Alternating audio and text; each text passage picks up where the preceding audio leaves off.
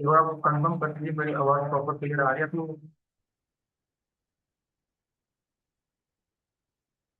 Hello. अभी class या confirm कर दो एक बार। आ रही है सर।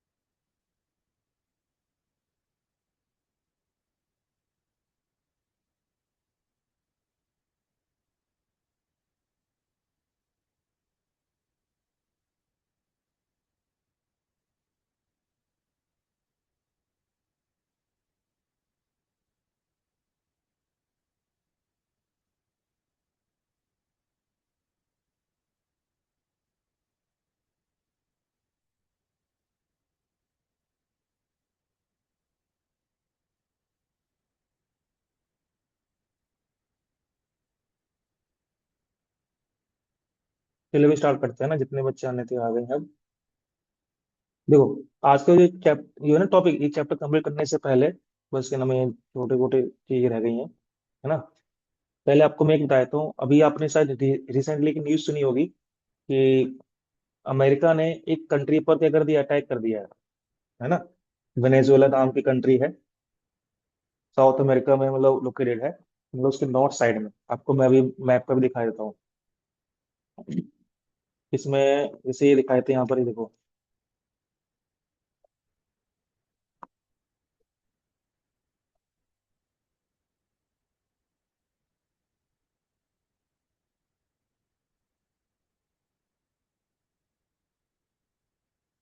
यहाँ देखो, आपको क्या नाम मैप में दिख रहा होगा, ये वेनेजुएला नाम का है ना, ये कंट्री है। इस पर क्या किया, अमेरिका ने अटैक कर दिया। यहाँ पर आपका जो है,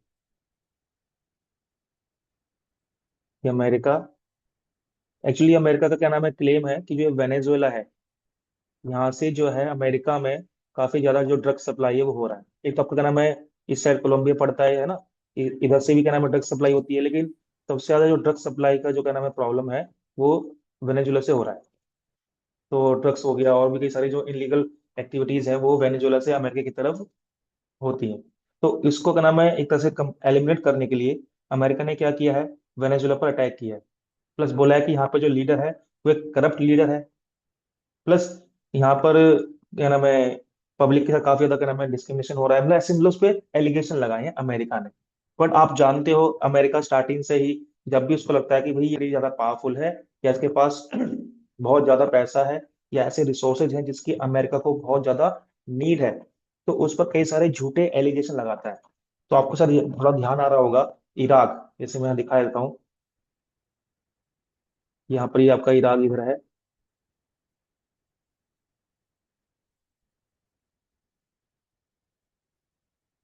ये देखो, इराक पर भी क्या नाम है एक तरह से एलिगेशन लगाया गया था इसी को लेकर के, और सद्दाम हुसैन को क्या नाम है अरेस्ट किया गया था, और ऑपरेशन इराकी फ्रीडम चलाया था। इवन वहां के इराक की जो पॉपुलेशन है, जो सिटीजन्स हैं, उन्होंने भी अमेरिका का सपोर्ट किया था। तो सेम ऐसे ही कंडीशन जो है अब आज की डेट में कहाँ पर है, वेनेजुएला में देखने को मिल रही है। और अमेरिका का मेन पर्पस क्या है, जो उसने क्या नाम है वर्ल्ड को दिखाया है, वो ये है कि वेनेजुएला के पास वर्ल्ड के सबसे ज्यादा लार्जेस्ट ऑयल रिजर्व है। जैसे मैं आपको यहाँ दिखाऊं, जैसे अगर आप क्या नाम गूगल करोगे ना, तो यहाँ पर भी दिखाएगा कि सबसे ज्यादा ऑयल रिजर्व अगर कहीं पर है तो वो वेनेजुएला ही है। ठीक है top most world largest oil reserve, followed by Saudi Arab and Iran. तो सबसे ज्यादा ऑयल जो है क्या नाम है वेनेजुएला के पास है। तो मेन इसका मोटिव है कि जो वेनेजुएला है इसके ऑयल रिजर्व पे कंट्रोल करना। अब उसको कंट्रोल करने के लिए डायरेक्ट तो अटैक कर नहीं सकता है, तो उसको कोई ना कोई एक्सक्यूज चाहिए। तो उस एक्सक्यूज के चलते इसने क्या किया, वेनेजुएला पर अटैक कर दिया। और यहाँ का जो क्या नाम है प्रेसिडेंट है, जैसे आपको फोटो में दिखा देता हूँ, ये यहाँ पर न्यूज भी आ रही है आजकल की, US captured Maduro. Nicolas Maduro जो है यहाँ का प्रेसिडेंट है, तो इसको जो है यहाँ पर एक मिलिट्री ऑपरेशन चलाया। और याद रखना, जो मिलिट्री ऑपरेशन चलाया गया है ना, उसका नाम इसने इन्होंने रखा है ऑपरेशन एब्सोल्यूट रिजॉल्व। ये ऑपरेशन चलाया इन्होंने, ऑपरेशन एब्सोल्यूट रिजॉल्व।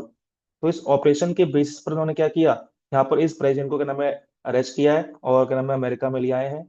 और इस पर क्या होगा, अमेरिका में कोर्ट में इस पर डिसीजन सुनाया जाएगा। सोचो, एक डेमोक्रेटिक कंट्री में पब्लिक ने अपने प्रेसिडेंट को चूज किया, और अमेरिका ने क्या किया, अपने इंटरेस्ट को फुलफिल करने के लिए उस पर एलिगेशन लगाए। और एलिगेशन लगा लगा करके उसने क्या किया, उसने ये बोल दिया है कि जब तक वहां पर गवर्नमेंट नहीं आ सकती है, तब तक हम वहां के जितने भी ऑयल रिजर्व हैं उनको सीज करेंगे, और उसको अमेरिका जो है कंट्रोल करेगा। तो यानी कि अमेरिका का मेन पर्पस ये है कि जहां पर ऑयल होगा वहां अमेरिका जाएगा। तो अमेरिका एक तरह से इसने जो ये इवेंट किया है ना, ये जो अटैक किया है, इस अटैक को या क्या नाम है मिलिट्री ऑपरेशन चलाने के लिए इसने यूएनओ से भी क्या नाम है परमिशन लेना जरूरी नहीं समझा। क्योंकि ऑब्वियसली आपको मैंने बता रखा है, रिफॉर्म के मामले में देखा जाए तो आपका जो यूएनओ है वो अमेरिका पर इतना अच्छे से कंट्रोल नहीं कर पाता है। तो ये रिसेंटली इवेंट हुआ है जिसमें ये दिखाया गया कि अमेरिका जो है यूएनओ से भी सुप्रीम है। उसको पूछने की जरूरत नहीं है किसी से कि भाई अमेरिका अटैक करे या ना करे। बस उसने बोल दिया कि हाँ ये कंट्री जो है डेंजर है, ये क्या नाम है, ये क्या गलत तरीके से डील कर रही है, इसके ड्रग सप्लाई की वजह से अमेरिका में लाखों लोग जो है मतलब मारे गए हैं। तो ऐसे एलिगेशन लगा करके उसने क्या कर दिया, वेनेजुला को कंट्रोल कर लिया, है ना। तो ऐसे कहने मतलब ये है कि आज की डेट में अगर रूस ने अगर यूक्रेन पर अटैक किया तो रूस पर तरह तरह के सैंक्शन लगा दिए। जितनी भी यूरोपियन कंट्रीज हैं उन्होंने भी क्या कर दिया, एक तरह से रूस को भी एक तरह रूस को क्या कर दिया, वॉर क्रिमिनल डिक्लेयर कर दिया कि भाई क्या नाम है, ये कई सारे लोगों का क्या नाम है इसने खून किया है, रूस से ऑयल नहीं खरीदना चाहिए। आप खुद सोचो, इस जब क्या नाम है वेनेजुला पर अटैक किया गया, तो उस अटैक के चलते वहां पर कई सारे सिविलियंस पर भी क्या किया गया, बॉम्बिंग की गई, मिसाइल्स लॉन्च किए गए। तो मिलिट्री एरिया थे वहां, तो क्या नाम है नुकसान हुआ, प्लस जो सिविलियंस है उनको भी काफी नुकसान हुआ है। तो अमेरिका जब अटैक करता है तो यूरोपियन कंट्रीज उस पर ज्यादा इतना मतलब एक तरह उससे क्रिटिसाइज नहीं करती हैं, और ना ही यूएनओ कुछ बोल पाता है। तो रिफॉर्म के मामले में हमें अमेरिका जैसी कंट्रीज में क्या नाम है कंट्रोल करना चाहिए। तो आपको जो यूएनओ है ना, रिफॉर्म की अगर बात करें तो अमेरिका को लेकर के यूएनओ इतना एक्टिव नहीं रहता है, उस पर कंट्रोल नहीं कर पाता है। क्योंकि मैंने आपको बताया था, फाइनेंशियल जो हेल्प है अमेरिका सबसे ज्यादा करता है। तो वो इसी वजह से करता है, ताकि कल को अगर मान लो मुझे कोई मिलिट्री ऑपरेशन चलाना पड़े तो यूएनओ जो है मेरे काम में टांग ना अड़ाए। इवन क्या नाम है, अमेरिका भी कई बार कह चुका है कि मैं चाहूं तो रातों रात 11 12 यानी 10 के करीब यूएनओ खड़े कर दूं, क्योंकि उसके बाद में कैपेसिटी है। तो इसलिए ये सबसे बड़ी कमी है यूएनओ की, कि भाई एक तरफ आप क्या नाम है रूस को क्या नाम है बोल रहे हो कि वॉर मत करो, वहीं दूसरी तरफ अमेरिका क्या कर रहा है, अपनी नीड को फुलफिल करने के लिए दूसरी कंट्री पर अटैक कर रहा है। तो ये दिखाता है कि आज की डेट में जो वर्ल्ड पॉलिटिक्स है वो अमेरिका को कंट्रोल नहीं कर पा रही है। और इंसान के लिए, ह्यूमन काइंड के लिए अमेरिका भी एक तरह से देखा जाए तो बहुत बड़ा एक चैलेंज है। और अमेरिका तब तक किसी कंट्री को क्या नाम है अटैक नहीं करता जब तक उसके इंटरेस्ट क्या हो, हर्ट ना हो। इसलिए अमेरिका, अगर आज की डेट में देखें इंडिया और अमेरिका के रिलेशन खराब है, तो आप बिल्कुल भी मत सोचना कि कल को अगर ट्रम्प पावर से हट गया तो हमारे रिलेशन और अच्छे हो जाएंगे। क्योंकि अमेरिका जब भी किसी कंट्री से अपने रिलेशन स्टैब्लिश करता है, पॉजिटिव रिलेशन, तो उसमें वो अपने इंटरेस्ट को प्रायोरिटी देता है। इसलिए अमेरिका का ना तो कोई दोस्त है ना तो कोई दुश्मन है, बस वो अपना प्रॉफिट को प्रायोरिटी देता है। अगर बात करें रूस की और इंडिया के रिलेशन की, तो इन दोनों के रिलेशन काफी जेन्युइन माने जाते हैं स्टार्टिंग से लेकर के अभी तक। बट अमेरिका हमेशा क्या करता है, पूरे ग्लोबल पॉलिटिक्स में अपने डोमिनेंस बनाने की बात करता है। ठीक है। तो अब रिफॉर्म तो मैंने आप तो क्या नाम है समझा दी थी उस दिन, जैसे यहाँ पर दे रखा है ना कि मेंबरशिप की अगर बात करें, यहाँ पर जो 5 मेंबर हैं ये अपनी पावर का काफी मिसयूज करते हैं। तो वो क्या नाम है, या तो खत्म होनी चाहिए या उसको क्या नाम है कंट्रोल कर देना चाहिए। दो चीज बोली गई हैं, यानी वीटो पावर जो है उसको या तो क्या नाम है खत्म कर दो, या उसका नाम है एक्सपेंड कर दो, या उसका नाम है प्रॉपर कंट्रोल कर लो। जिससे क्या रहेगा, जो वीटो पावर है इसका कभी मिसयूज नहीं किया जाएगा, और यूएनओ स्मूथली जो है काम करेगा विदाउट एनी रिस्ट्रिक्शन। ठीक है। और इसके अलावा regional representation ensure all continent, यानी कि जितनी भी कंट्रीज हैं इनमें सब क्या होंगे, एक तरह से इक्वल अपना कंट्रीब्यूशन देंगे, है ना। तो ये क्या नाम है पहला एक रिफॉर्म होना चाहिए, क्योंकि ये सबसे ज्यादा इंपॉर्टेंट है। और सिक्योरिटी काउंसिल में जो रिफॉर्म होगा वही यूएनओ में 90% रिफॉर्म माना जाएगा। कि यूएनओ में जितनी भी प्रॉब्लम्स हैं, सबसे ज्यादा प्रॉब्लम जो क्रिएट करता है वो सिक्योरिटी काउंसिल में ही होती है। उसमें भी जो 5 मेंबर हैं जिनके पास वीटो पावर है ना, 5V हम बोल सकते हैं इनको ना, 5V कंट्री यानी वीटो पावर कंट्री जो है, ये सबसे ज्यादा प्रॉब्लम क्रिएट करती हैं। और यूएनओ के काम में एक तरह से क्या करती हैं, स्पीड ब्रेकर की तरह काम करते हैं। ये स्मूथनेस में जो है काफी ज्यादा प्रॉब्लम आती है, यूएनओ जो है अच्छे से काम नहीं कर पाता। ठीक है। इसके अलावा जो आपका ये तो मैंने आपको कहना चाहिए बता दी थी ना मैंने, कि इसमें आपका ये हो गया, और आपका इकोनॉमिक सोशल काउंसिल, बाकी फाइनेंशियल कंट्रोल जो है सबका सेम होना चाहिए। ठीक है। और जो जनरल असेंबली है, इसके काम करने में थोड़ा सा चेंज आना चाहिए। चेंज मतलब आपको मैं बता रखा है कि जो ये इलेक्शन करता है, वो जो सिक्योरिटी काउंसिल है उससे पूछ के करता है, यानी कि खुद से जो है ये डिसीजन नहीं ले पाता। तो हम चाहते हैं कि जनरल असेंबली जो है जितने भी मेजर डिसीजन है वो अपने बेस पर ले, ना कि सिक्योरिटी काउंसिल से पूछ करके ले।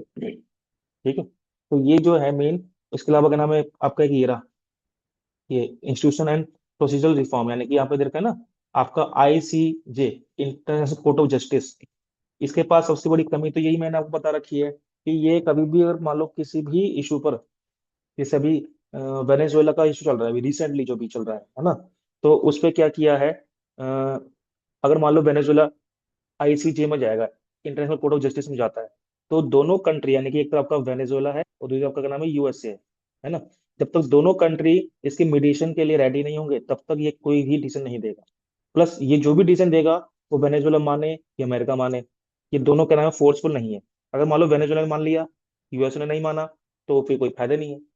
यानी कि ये जो भी फैसला सुनाएगा, कंट्रीज को क्या नाम है फॉलो करने की कोई जरूरत नहीं है।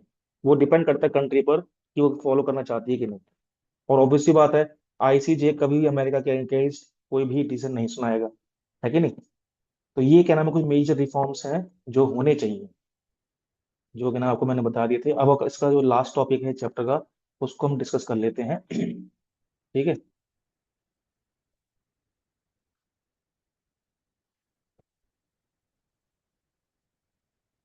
देखो, हम यहाँ बात कर रहे हैं अब रिफॉर्म्स की। वैसे आज बच्चे थोड़े कम आए हैं, इनकी थोड़ा अटेंडेंस भी ले लेते हैं, रुको जरा। कितने बच्चे हैं, 11 हैं। अनमोल, दीपिका, हर्ष, ईशा, प्रिंस, रिया, संदेश, स्नेहा, विवेक, यशव।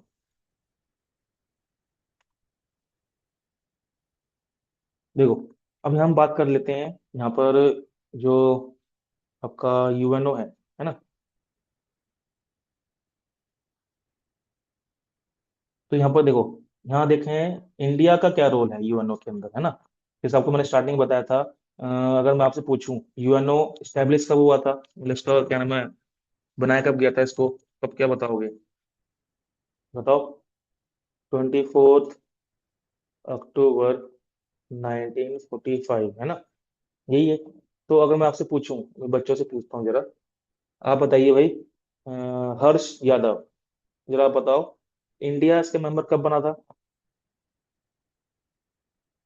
जैसे 24 अक्टूबर का नाम है UNO बन गया था, लेकिन जो UNO है इसका इंडिया मेंबर कब बना था। हर्ष यादव। 1950। आपकी आवाज, वॉइस ब्रेक हो रही है, थोड़ा दोबारा बोलना। हेलो, बोलो भाई। हर्ष। सर 1945 हम बात अक्टूबर। कर रहे हैं 30 अक्टूबर 1945, है ना। तो 30 अक्टूबर 1945 को क्या था, इंडिया इसका मेंबर बन गया था। यानी कि एक तरह से देखा जाए तो फाउंडिंग मेंबर तो नहीं है, लेकिन हाँ स्टार्टिंग से ही इसके मेंबर माने जाते हैं। जब आपका UNO बन गया था, तो कुछ ही टाइम बाद, जब हम क्या नाम है इंडिपेंडेंट भी नहीं हुए थे, उससे पहले ही हम क्या थे, इसके मेंबर बन गए थे। तो ये भी अपना में बहुत बड़ी एक अचीवमेंट थी इंडिया के लिए। और इंडिया इसका मेंबर बना क्यों था, उसका एक रीजन ये है कि इंडिया ना स्टार्टिंग में चाहता था कि UNO एक ऐसा ऑर्गेनाइजेशन है जो कॉलोनिज्म के अगेंस्ट ओपनली क्या है, लड़ता है। और अगर हम इसके मेंबर बन जाते हैं तो इंडिया के इंडिपेंडेंस में काफी हल हमें हेल्प हो जाएगी। ठीक है। तो इसलिए ये जो है India kind of founding member माना जाता है किसका, UNO का। इसके अलावा यहाँ देखो, supported formation of UN post world, यानी कि हमने क्या नाम है स्टार्टिंग से बोला है कि हमें एक पावरफुल इंटरनेशनल ऑर्गेनाइजेशन चाहिए, जो लीग ऑफ नेशन के कंपेयर में क्या हो, एक तरह से काम करे। जो आपका लीग नेशन है इसमें जो कमियां हैं उसको क्या नाम है एक तरह से रिफॉर्म करके हमें क्या नाम है पावरफुल ऑर्गेनाइजेशन बनानी पड़ेगी, जो क्या होगा अपना में एक यूएनओ के फॉर्म में होगा। ठीक है, तो ये हमने क्या नाम है डिमांड करी थी। बाकी इसके अलावा active participation in peace keeping, जैसे मैंने आपको बताया था, इंडिया ने स्टार्टिंग से ही जो यूएनओ की अपनी खुद की क्या है पीस कीपिंग फोर्स, यानी कि इसकी अपनी खुद की एक आर्मी भी है। ठीक है, इसका मेन काम क्या होता है कि दुनिया में कहीं भी अगर क्या नाम है पीस डिस्टर्ब होगा तो उसके अगेंस्ट हम क्या करेंगे, एक तरह से ज्वाइंट ऑपरेशन चलाएंगे, एक ज्वाइंट मिलिट्री ऑपरेशन चलेगा जिसका मेन पर्पस क्या होगा कि एट एनी कॉस्ट हमें किसी भी कंडीशन में कीमत पर हमें वहां पर पीस मेंटेन करना है। तो यूएनओ की जितनी भी क्या नाम है ऑपरेशन चलाए गए थे, है ना, largest contributor for troops to UN mission, यानी कि यूएनओ की जितने भी मिशन थे, मिलिट्री ऑपरेशन थे, उसमें इंडिया ने क्या नाम है एक्टिव तरीके से, इफेक्टिव तरीके से क्या किया है, काम किया है। जैसे देखा, served in conflict zone like Congo, Sudan, Lebanon, है ना, इन कंट्रीज में क्या था, यहाँ पर हमने क्या किया, हमेशा पीस कीपिंग फोर्स भेजी है, क्योंकि इंडिया की एक इमेज बनी हुई है स्टार्टिंग से ही, है ना, एक पीसफुल कंट्री। और आज तक इंडिया ने कभी किसी पर अटैक भी नहीं किया है। हाँ, अगर कोई अटैक करता है तो फिर उसका रिस्पॉन्स हम जो है अच्छे से करते भी हैं। ठीक है, तो यहाँ पर बोल रखा है कि इंडिया ने स्टार्टिंग से ही वर्ल्ड में पीस को मेंटेन करने का काम किया है। इसके अलावा restoration of peace, security, humanitarian aid, यानी कि सीधी सी बात है, अगर मान लो दुनिया में कहीं भी अगर नेचुरल डिजास्टर आता है तो उस नेचुरल डिजास्टर के अगेंस्ट हमने क्या किया है, हमेशा वॉर को मतलब हटाया, और उन कंट्रीज में क्या करा है, कुछ ना कुछ फाइनेंशियल हेल्प हो गया, मेडिसिन हो गई, फूड हो गया, ये सब ने क्या किए हैं, सप्लाई किए हैं। जैसे मैंने आपको बताया था जब तुर्की में हमें डिजास्टर आया था तो वहां ने क्या किया था, हेल्प की थी बहुत ज्यादा। ठीक है, तो ये क्या नाम है एक तरह से दिखाता है कि हाँ इंडिया ने किस तरह से रोल प्ले किया है। इसके अलावा एडवोकेटिंग डिसआर्मामेंट एंड नॉन वायलेंस, ये सब जानते हो, इंडिया जो है गांधी जी का देश है ना, हम जो है वायलेंस में बिलीव नहीं करते, किसी भी प्रॉब्लम का सॉल्यूशन जो है वॉर नहीं होता। ठीक है, वॉर किसी भी प्रॉब्लम का सॉल्यूशन नहीं है, उल्टा वॉर क्या करता है, फ्यूचर में कई सारी और कॉन्सिक्वेंसेस क्या करता है, मतलब क्रिएट कर देता है, ऐसी कंडीशन बन जाती हैं जिसकी वजह से प्रॉब्लम और क्या होती है, कॉम्प्लिकेटेड हो जाती है। तो प्रमोटेड न्यूक्लियर डिसमेंटमेंट, यानी कि हम स्टार्टिंग से ही न्यूक्लियर बॉम्ब के या न्यूक्लियर एक्सप्लोजन के या उसके यूज को लेकर के हम क्या करते आए हैं, इसके अगेंस्ट रहे हैं कि हमें किसी भी तरीके से न्यूक्लियर वेपन्स को नहीं बनाना चाहिए। लेकिन वहीं अगर हम ये बात देखें, इंडिया ने भी तो क्या किया था, न्यूक्लियर टेस्ट किया था, है ना, पोखरण 1, पोखरण 2, एक इंदिरा गांधी के टाइम में और क्या नाम है ओके अटल बिहारी वाजपेयी के टाइम में किया था। तो वो बेसिकली था, उसका मेन पर्पज था क्योंकि इंडिया उस समय और आज भी तो न्यूक्लियर पावरफुल कंट्री से क्या है सराउंडेड है, तो वर्ल्ड में पीस मेंटेन रहे और अपने फ्यूचर में जो है सिक्योरिटी क्या नाम है इंश्योर रहे। इसलिए हमने क्या नाम है न्यूक्लियर टेस्ट किए थे। ये तो हमारा जो न्यूक्लियर टेस्ट था उसका पर्पज किसी को हार्म करना नहीं है, इसलिए हमने क्या किया है, हमेशा नो फर्स्ट यूज को किया है, यानी हम कभी भी जो है न्यूक्लियर बॉम्ब का जो है फर्स्ट यूज नहीं करेंगे। हाँ, अगर हम पे कोई अटैक करेगा तो उसके बाद हम क्या नाम गिनती नहीं करेंगे, ये भी इंडिया का कहना है। तो इंडिया की जो न्यूक्लियर पॉलिसी है वो पीसफुल पॉलिसी मानी जाती है। ठीक है, यहाँ तक कि चाइना ने भी क्या नाम है इस तरह की पॉलिसी को अडॉप्ट किया है, लेकिन चाइना पे बिलीव करना तो भाई बेवकूफी होगी, क्योंकि चाइना पाकिस्तान की तरह एक ट्रस्ट वर्दी कंट्री नहीं है, हम उस पर विश्वास नहीं कर सकते हैं। ठीक है, बाकी सपोर्ट डायलॉग एंड डिप्लोमेसी, यानी कि इंडिया हमें सोचता है कि अगर कोई भी प्रॉब्लम है तो उसका पहले हमें बैठ करके मीटिंग करके जो है डायलॉग्स जो होते हैं, मतलब 1 to 1 जो डिस्कशन होती है उसके बेस पे ही हमें पहले प्रॉब्लम को सॉल्व करना चाहिए, क्योंकि इससे जो है दोनों कंट्रीज को बेनिफिट होगा, किसी भी कंट्री में जो है ह्यूमन कैजुअलिटी जो है कम से कम होगी। तो हम अगर किसी प्रॉब्लम को पीसफुली मीटिंग के थ्रू, है ना, सॉल्व करेंगे तो ज्यादा अच्छा है, कि इंडिया ये मानता है। और जितनी भी मैंने आपको यहाँ बातें बताई है ना, ये यूएनओ की क्या है, चार्टर में बोला गया है। चार्टर क्या होता है, एक तरह का जैसे हमारे इंडियन कॉन्स्टिट्यूशन में रूल्स होते हैं ना, सेम ऐसे ही यूएनओ में भी क्या है, चार्टर होता है, रूल्स होते हैं। तो वो भी ये कहता है कि हमें किसी भी प्रॉब्लम का पीसफुली सेटलमेंट करना चाहिए, और इंडिया भी इसी चीज को सपोर्ट करता है। ठीक है, इसके अलावा एडवोकेटिंग ग्लोबल इश्यूज, जैसे क्लाइमेट चेंज हो गया, टेररिज्म, इंडिया स्टार्टिंग से ही टेररिज्म के अगेंस्ट रहा है। इंडिया ने कहा है कि भाई वर्ल्ड में जिस तरह क्लाइमेटिकल प्रॉब्लम्स चलती आ रही है, इन्वायरमेंटल चेंजेस हो रहे हैं, उससे भी कहीं ज्यादा एक प्रॉब्लमेटिक इशू है, वो है टेररिज्म। तक अमेरिका पर 9/11 अटैक नहीं हुआ था, तब तक अमेरिका ने टेररिज्म नाम का कोई चीज मानी नहीं, कह रहे कि अमेरिका का कहना था कि भाई ऐसा कुछ होता ही नहीं है, आप तो फालतू में क्या नाम है टेररिज्म बोल रहे हो। लेकिन जब 9/11 का क्या नाम है अटैक उस पर हुआ, तब अमेरिका ने माना कि हाँ इंडिया सही कह रहा है, हमें जो है एक तरह से क्या करना चाहिए, इस टेररिज्म के अगेंस्ट लड़ना चाहिए। ठीक है। तो इंडिया क्लाइमेट को लेकर के और टेररिज्म को लेकर के हमेशा आगे रहा है कि हमें क्या नाम है इसको खत्म करना है। इसलिए आपने देखा होगा इंडिया जो है आज की डेट में बहुत कम कार्बन रिलीज करता है। वहीं अगर बात करें सबसे ज्यादा कार्बन रिलीज कौन करता है, यूएसए और चाइना। ठीक है। तो ये कहने मतलब ये है कि इंडिया क्लाइमेट को लेकर के भी और टेररिज्म को लेकर के काफी सीरियस है, वहीं अमेरिका जो है अभी भी क्लाइमेट को लेकर इतना सीरियस नहीं है। ठीक है। बाकी जितने भी यूएनओ में अगर हम स्पेशली सिक्योरिटी काउंसिल में जो चेंजेस हो रहे हैं या रिफॉर्म आने चाहिए, इंडिया स्टार्टिंग में सपोर्ट करता है कि हाँ जो मेंबर्स हैं वो बढ़ने चाहिए, वीटो पावर का प्रॉपर जस्टिसेबल यूज होना चाहिए, कहीं भी मिसयूज ना हो, ये इंडिया का कहना है। ठीक है। तो अब जरा बताओ यहाँ तक समझ में आ गया आप लोगों को? बोलो भाई क्लास। वहां से थोड़ा रिस्पॉन्स आना चाहिए ताकि मैं अगर मैं पढ़ा रहा हूँ उसका बेनिफिट तभी होगा जो आप भी रिस्पॉन्स करेंगे सही से। बताओ भाई, बोलो। Yes sir. संदेश का रिप्लाई आया बस अभी तक कि हाँ समझ में आया, बाकी बच्चों को समझ में आ गया? आ गया बताओ सर। भाई। चलो ठीक है। इसके अलावा हम बात करते हैं, या इसको हम थोड़ा सा इरेज करते हैं। देखो, promoting development and humanitarian add, इसे भी बताया था ना कि मतलब जितना हो सके जो कंट्री आज की डेट में डेवलपिंग है या गरीब देश है तो उनकी भी हेल्प करने में इंडिया हमेशा आगे रहता है ना। तो आपका जितनी भी ऑर्गेनाइजेशन है आपका, है ना, WHO हो गया, UNDP हो गया, यूनिसेफ हो गया, इनमें क्या नाम है इंडिया हमेशा क्या करता है, इंपॉर्टेंट रोल प्ले करता है।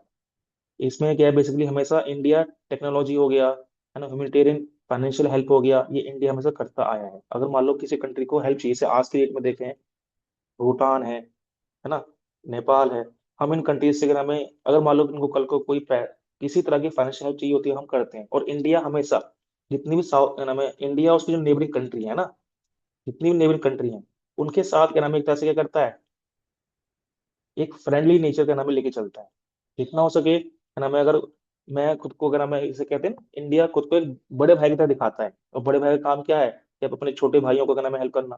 तो इसलिए इंडिया कभी भी अपनी नेबरिंग कंट्री पर फोर्सफुली इफेक्ट क्या नाम है अटैक नहीं करता। वो हमेशा चाहता है कि भाई जितनी भी आसपास की कंट्री है वहां पर डेवलपमेंट हो, वो प्रोग्रेस करें, है ना। लेकिन प्रॉब्लम ये रहती है कि चाइना जैसी कंट्री हमेशा इंडिया के आसपास की नेबरिंग कंट्री को करती क्या है, भड़काती है। तो ये काफी प्रॉब्लम बनी हुई है आज की डेट में। इसलिए कई बार आपने देखा होगा आज की डेट में जो बांग्लादेश है वो इंडिया के अगेंस्ट हो रखा है, नेपाल में भी गवर्नमेंट जो है कहीं ना कहीं चाइना प्रो चाइना हो रखी है। तो इंडिया स्टार्टिंग से ही अपने आसपास कंट्री को हेल्प प्रोवाइड करता आया है। भले ही क्या नाम है वो कंट्री हमें हमारे जो क्या नाम है इस एक्ट को क्या नाम है गलत माने, वो अलग बात है।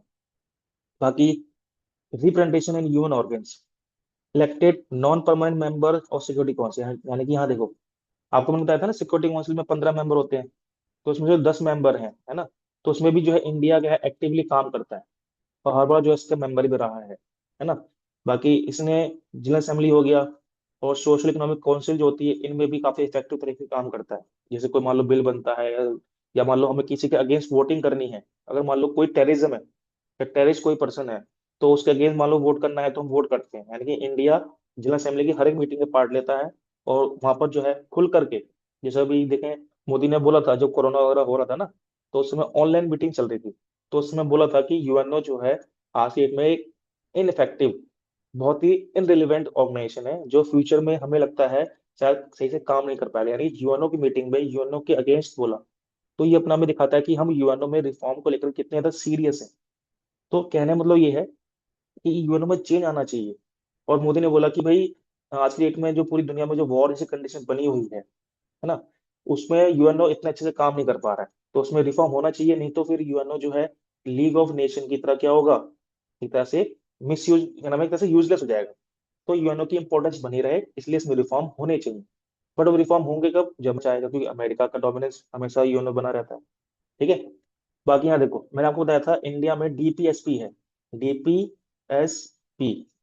ये डीपीएसपी क्या होता है, इसको हम बोलते हैं directive principle of state policy, है ना। तो इसके मामले में देखें तो इंडिया की जो डीपीएसपी है यूएनओ की जो चार्टर है ना, उन चार्टर में जो रूल्स दिए हैं उसमें काफी सिमिलरिटी पाई जाती है। जैसे हम वर्ल्ड पीस में बिलीव करते हैं, है ना, ब्रदरहुड हो गया, किसी प्रॉब्लम को पीसफुली सेटल करना।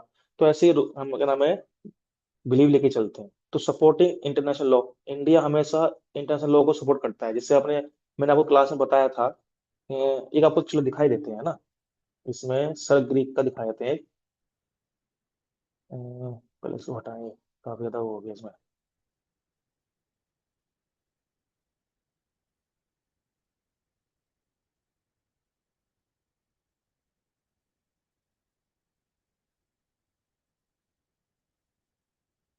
जैसे देखो यहाँ पर ये इमेज दिखा रहा है, छोटी है।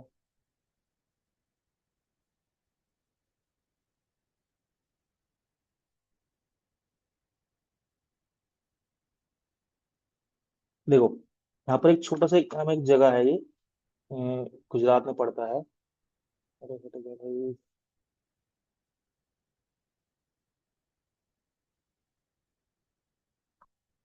देखो यहाँ पे एक छोटा सा क्या नाम है एरिया है यहाँ पर ये। इंडिया का मानना है कि हमें इंटरनेशनल लॉ को क्या नाम है फॉलो करना चाहिए, है ना, जो एक ग्रीन कलर की जो लाइन है ना, इंटरनेशनल बॉर्डर जिसे हम कहते हैं, हमें उसको फॉलो करना चाहिए। लेकिन पाकिस्तान कहता है कि नहीं, ये जो पूरा एरिया है ये मेरे कंट्रोल में होना चाहिए। तो इंडिया स्टार्टिंग से ही वर्ल्ड में वॉर कंडीशन ना हो, इसलिए शुरू से ही क्या करता आ रहा है, इंटरनेशनल ऑर्डर जो है, रूल्स है, उनको फॉलो करता है। अगर मान लो इसको लेकर के पाकिस्तान में कोई रिफॉर्म नहीं आया तो हो सकता है कि ये नाम है इंडिया अटैक कर देगा। भले ही छोटी जगह है लेकिन फिर भी ये बहुत इंपॉर्टेंस रखती है हमारे लिए, कि नहीं। तो इसलिए मैं बता रहा हूँ कि इंडिया स्टार्टिंग से ही क्या करता आ रहा है, एक तरह से जो इंटरनेशनल लॉ है उनको क्या नाम है फॉलो करता आ रहा है। रिस्पेक्ट कन्वेंशन एंड ट्रीटीज, जितनी भी ट्रीटीज हुई हैं, चाहे वो बिफोर इंडिपेंडेंस हो या आफ्टर इंडिपेंडेंस हो, इन सब में हम क्या करते आए हैं, शुरू से सपोर्ट करते आए हैं। ठीक है। Promote peaceful settlement of disputes, यानी कि जितना हो सकेगा हम क्या नाम है जो डिस्प्यूट्स है उनका क्या नाम है पीसफुली सेटल करेंगे, तो उससे वॉर कंडीशन जो है नहीं होगी। ठीक है। तो यहाँ तक आई थिंक आपको समझ में आ गया होगा रिफॉर्म को लेकर के। अब आ जाओ, यहाँ पे कुछ क्या नाम है इंटरनेशनल ऑर्गेनाइजेशन दे रखी हैं जो बहुत ही इंपॉर्टेंट है, एग्जाम में यहाँ से क्वेश्चन बन जाते हैं, अलग से जो पूछते हैं, है ना। इसमें सबसे अलग आपका एक WTO है ना, ILO है ना, WHO, ये कुछ ऑर्गेनाइजेशन है जो आपका world trade organisation, international labour organisation, और WHO, वर्ल्ड हेल्थ ऑर्गेनाइजेशन। इन ऑर्गेनाइजेशन के बारे में तो आता ही है। साथ में ये कुछ ऑर्गेनाइजेशन है आपका IAEI। पहले हम फुल फॉर्म में ध्यान देंगे तो हमें समझ में आ जाएगा कि इस ऑर्गेनाइजेशन का काम क्या है। एटॉमिक एनर्जी एजेंसी, यानी कि सीधी सी बात है, यहाँ पर जो है एनर्जी वगैरह का अच्छे से यूज किया जाए, है ना। एटॉमिक एनर्जी का सिर्फ वेपन्स के लिए यूज नहीं होता है, एनर्जी को जनरेट करने के लिए भी किया जाता है। तो एटॉमिक एनर्जी का पीसफुल यूज किया जाए, इसलिए क्या नाम है 1957 में इसको स्टेब्लिश किया गया था, है ना। Based on US president Dwayne, इसका नाम दे रखा है ना, इसका इसने किया था एटम फॉर पीस। यानी कि इसको बनाने का मेन पर्पस क्या था, कि दुनिया में क्या हो, जो एटम है, जो एटॉमिक एनर्जी है उसका क्या नाम है सही से यूज होना चाहिए पीसफुली पर्पस से। Promote peaceful use of nuclear energy, है ना। Prevent military use of nuclear technology, यानी कि सीधी सी बात है, हम न्यूक्लियर टेक्नोलॉजी का भी यूज कर सकते हैं, है ना, मिलिट्री पर्पस के अकॉर्डिंग देखा जाए तो। बाकी inspect nuclear facilities world wise, ensure civilian reactors are not use for military purpose, यानी कि सीधी सी बात है, यहाँ पर हम पब्लिक के डेवलपमेंट के लिए इसका यूज करें, यहाँ पर कभी वॉर का क्या नाम है इसको प्रमोट ना करें, क्योंकि आज की डेट में क्या है, पूरे वर्ल्ड में, दुनिया में वॉर की क्या नाम है प्रॉब्लम बनी हुई है। आज की डेट में जितनी भी कंट्रीज हैं वो क्या कर रही हैं, न्यूक्लियर वेपन्स को डेवलप कर रही हैं। और जितने ज्यादा न्यूक्लियर वेपन बनेंगे तो उससे क्या नाम है दुनिया को नुकसान है। और ऐसा भी बोला जाता है कि आज की डेट में शायद पूरी दुनिया में 7,000 न्यूक्लियर वेपन्स हैं, ये से ज्यादा हो सकते हैं, है ना। इतने ज्यादा वेपन्स हैं कि अगर मान लो कल को अगर कोई ऐसा AI आ जाए, है ना, AI आ जाए और वो मान लो कल को उसने क्या किया, ऐसे न्यूक्लियर एरियाज को क्या कर लिया, हैक कर लिया, और कल को मान लो सारे न्यूक्लियर मिसाइल को लॉन्च कर दिया जाए, तो पृथ्वी जो है इजिली 7 बार कंप्लीट डिस्ट्रॉय की जा सकती है, इतना हमारे पास न्यूक्लियर वेपन्स है। तो इन वेपन्स का, इन न्यूक्लियर एनर्जी का प्रॉपर पीसफुल यूज किया जाए, इसलिए हमने क्या किया है, IAEA का क्या किया है, एक तरह से फॉर्मेशन किया है। ठीक है।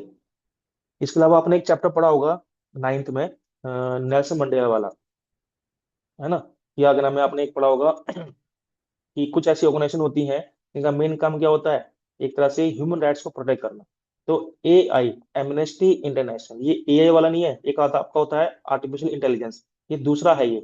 एमनेस्टी इंटरनेशनल है, ये एक तरह की NGO है, नॉन गवर्नमेंट ऑर्गेनाइजेशन है, जो पॉलिटिकल इश्यूज को नहीं बल्कि नॉन पॉलिटिकल इश्यूज को क्या करती है, इंपॉर्टेंस देती है। यहाँ पे कैंपेन चलाए जाते हैं जिससे क्या होगा, ह्यूमन राइट्स को क्या करेंगे, एक तरह से सपोर्ट किया जाता है। ठीक है। आपने एक नाम सुना होगा ग्वांतानामा बे का, है ना, ग्वांतानामा बे। ये US नेवी क्या करती है, इस पर कंट्रोल करती है। यहाँ पे अगर मान लो दुनिया में किसी भी कोने में कोई ऐसा पर्सन है जो अमेरिका के अगेंस्ट है, तो उसको उठा करके जेल में डाल दिया जाता है, और ग्वांतानामा बे में इनह्यूमन बिहेव किया जाता है उनके साथ। तो ऐसी कंडीशन में क्या नाम है, इंसानों को ट्रीट किया जा रहा है। तो यहाँ पर भी एक तरह से क्या किया था, इस AI ने क्या नाम है, काम किया था। ठीक है। तो आपका AI जो है, यानी एमनेस्टी इंटरनेशनल जो है, ये ह्यूमन राइट्स को प्रोटेक्ट करती है ना। और रिसर्च किया जाता है कि भाई दुनिया में कहीं पर भी अगर ह्यूमन राइट्स का वॉलेशन होगा तो हम क्या करेंगे, वहां पे काम करेंगे। लेकिन हाँ, याद रखना, ये कोई फोर्सफुल ऑर्गेनाइजेशन नहीं है, यानी कि ये जो बोलेगा, कंट्री माने ना माने, वो उस पर डिपेंड करता है ना। Focus on misconduct of government official, यानी कि सीधी सी बात है, गवर्नमेंट को ऐसा अगर एक्ट कर रही है जिससे ह्यूमन राइट्स का वॉलेशन हो रहा है, तब ये काम करती है। और इसके अलावा जब भी इसकी कोई रिपोर्ट बनती है तो कंट्री हमेशा क्या करती है, जो वहाँ की गवर्नमेंट है उसको सपोर्ट नहीं करती, क्योंकि इनका मानना है कि जो AI जो है, ये कंट्री की गवर्नमेंट को गिराने के लिए काम करती है। क्योंकि बहुत सी ऐसी NGO आज की डेट में बन गए हैं जिनको फॉरेन फंडिंग होती है, विदेशों से पैसा आता है, और ये जो NGO है उस गवर्नमेंट के अगेंस्ट रिपोर्ट बनाती है, ताकि वहां पे गवर्नमेंट क्या हो, गिर जाए। ठीक है। लेकिन कुछ NGO अच्छे भी होते हैं जिनका मेन पर्पस होता है कि डेवलपमेंट करना। ठीक है। अब आ जाओ, एक आपका ह्यूमन राइट वॉच, ये भी एक तरह की इंटरनेशनल ऑर्गेनाइजेशन है, ये भी आपका AI की तरह ही काम करती है ना। दोनों के आपकी NGO है, लार्जेस्ट ह्यूमन राइट ऑर्गेनाइजेशन है इन द USA। तो अमेरिका ऐसे, अमेरिका डबल नेचर लेके चलता है आज की डेट में। अमेरिका सोचता है कि भाई हम जो है दुनिया में वॉर भी करेंगे, दूसरी कंट्री पर अटैक भी कर लेंगे, कोई हमें कुछ कहेगा नहीं, और ह्यूमन राइट्स को भी बचा लेंगे।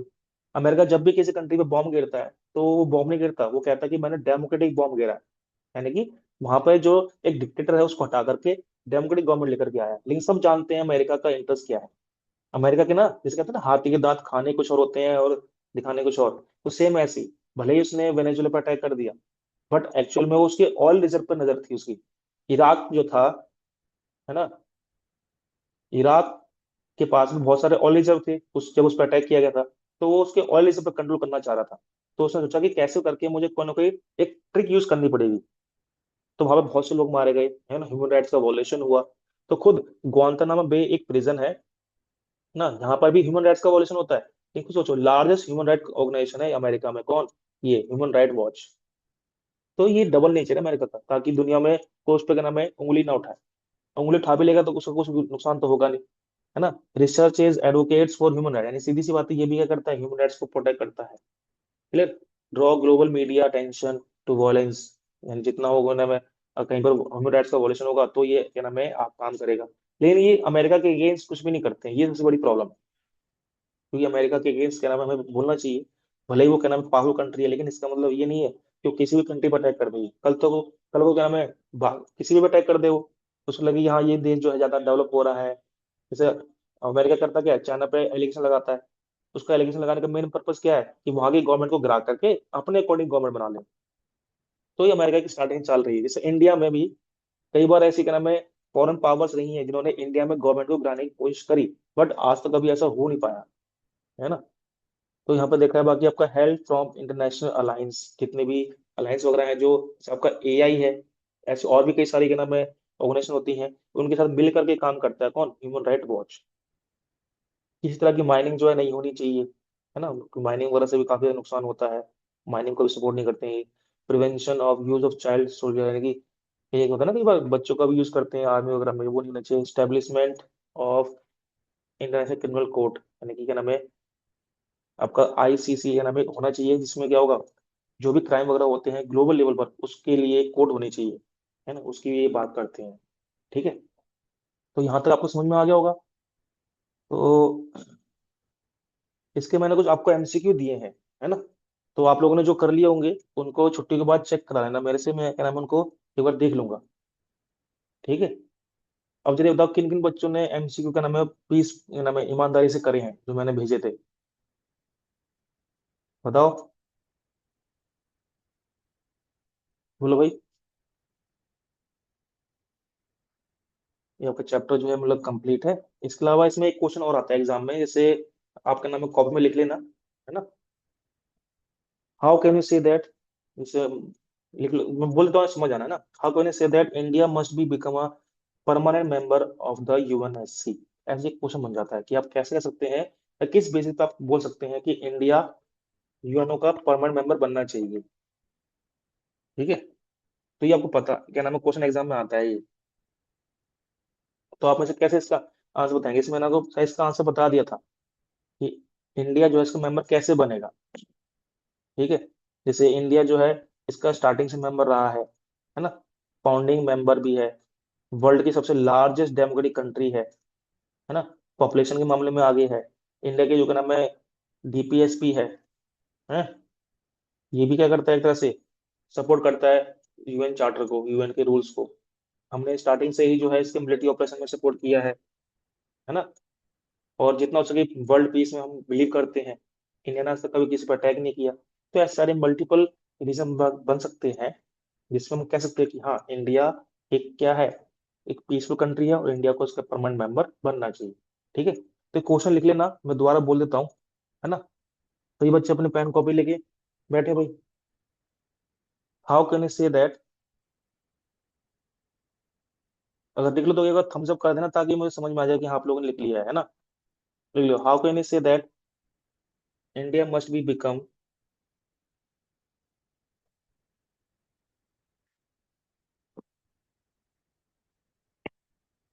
Permanent member of UNSC, permanent member of UNSC. ठीक है भाई।